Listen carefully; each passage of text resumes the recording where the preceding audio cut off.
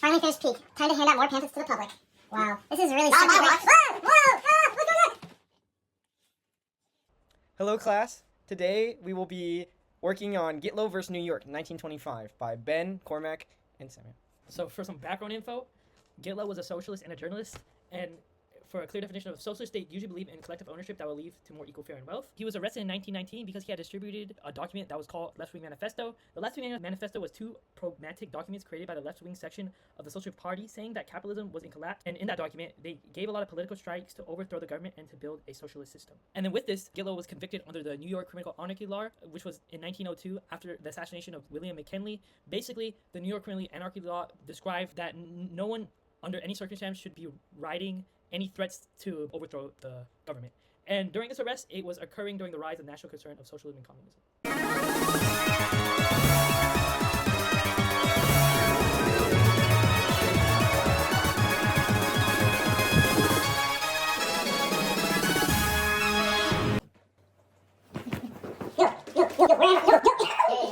Thank you. Hello everybody, welcome to Who Wants to Be a Millionaire, but instead of Who Wants to Be a Millionaire, we might change this man's crimes and what he's done and whatever he's charged with. So sir, what is your name? Benjamin Gitlow. Benjamin Gitlow here everybody. Okay, Benjamin Gitlow. So I'm gonna ask you a few questions. You know, Mr. New York here is obviously really mad, as you can tell. But we're gonna be asking you some questions over here, and if you get them right, remember we might not even charge you. Alright, first things first, I want to set some rules straight. You will have 3 lifelines, and you will only have 3 lifelines. Are you ready? Yeah, question 1. You were arrested in 1919 for what did you distribute? Free pizza, left-wing manifesto, concert tickets. Wait. No, New York, calm down. It's okay. Or a guy named John. You know, this is a really hard one. I might have to already use one of my lifelines. Can I remove one of the options, please? Okay, free pizza's off the list. Free pizza's off the list? Is that everyone option? You just Writing it. No, you were just writing. Okay, wait. This is gonna be a deep pull. Yo, is it B? Left-wing manifesto? Yes, I got it. Yes, I got it. Yeah, you just wrote that. Okay, next question. Benjamin Gitlow, the petitioner, basically he argued that his pamphlet was protected under the First Amendment because it was political speech, not direct call to violence. He relied on the precedent set in Skit v. United States, which said that speech could only be restricted if it posed a clear and present danger. He also argued that New York's law was too broad and violated the 14th Amendment's due process clause, which protects fundamental rights from state interference. Essentially, he claimed that freedom of expression is essential to democracy and that the state shouldn't be able to punish ideas just because they're unpopular or radical. So question 2, for a whopping $500, yes. For which law did New York charge you? No Pamphlets Allowed Act, the Lemon Act law, the Criminal Anarchy Law, or the Espionage Act. So choose very wisely. You know what? Yeah. I actually know this one. You do? Oh, thank you. This one's number C. Criminal Anarchy Law. That is correct! Hey, round of applause, audience! The state of New York, as a respondent, they argued that the government has a right to protect public safety under police powers. They claimed that Gitlow's pamphlet had a bad tendency to incite illegal activity, even if no immediate action occurred. The state emphasized that the law was designed to prevent revolution and maintain order, especially in a time when anarchist movements were seen as dangerous. They also argued that the First Amendment isn't absolute. Speech that threatens public safety is not protected. Essentially, New York said the law was a reasonable limit on speech and did not violate Gitlow's constitutional rights. Question 3.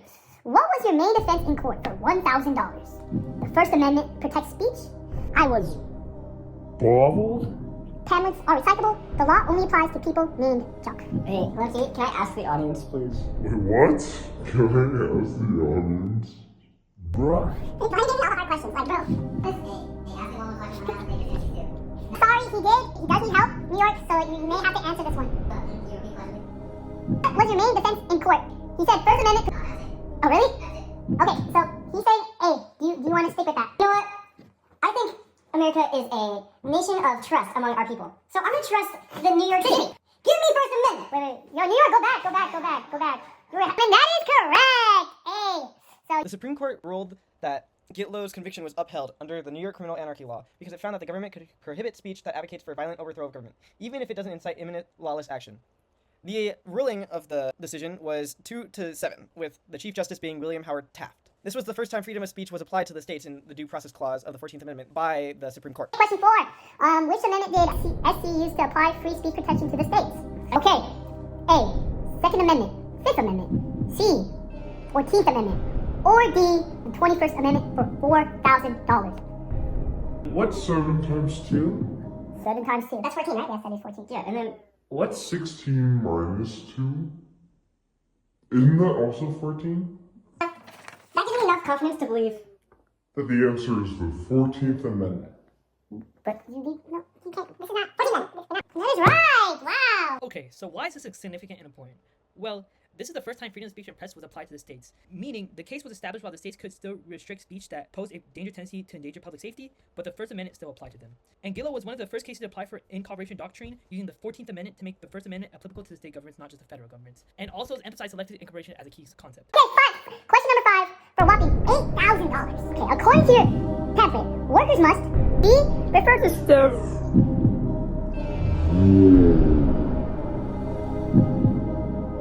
That's the goat? Steph. I didn't have to question, sir. Okay, and question C, ask politely for better wages, or D, conquer political power through revolution. You know, based on the fact that I wrote it like 2 seconds ago, I believe I actually know the answer, because I remember when I was writing it, I was thinking, you know, people that are employed should take more political power, and they should do this through means that would actually make impact, like revolutions, and, you know, making statements, and not going to work. Based off that, Well, New York thinks otherwise. D. That is correct. Now we're going all the way to $100,000. Which test did the Supreme Court apply in your case? Option A, President Danger Test. Option B, Dangerous Tendency Test. Option C, the AP Gov Test. Or option D, a Lemon Test. I see what you guys should be, you know. I know you think I'm done. Clearly I know this state thinks I'm done. Isn't even the capital. Also, I also know that I'm smart. You know, I know how you guys think of me. Socialist Party. You know, you guys think it's dangerous. You guys don't think it's tough. How you treat me, I know the answer. It's B. Dangerous test. So you think it is B? Right. It's correct! Yes, screw you! Hey, chill. Now moving on to the last and final question. Question 7. What was Supreme Court ruling? A, case overturned. B, Don't go further. I know the answer. But, you know, just for fun, let me call up a friend. Hey, here's the phone, and you may call. Hello?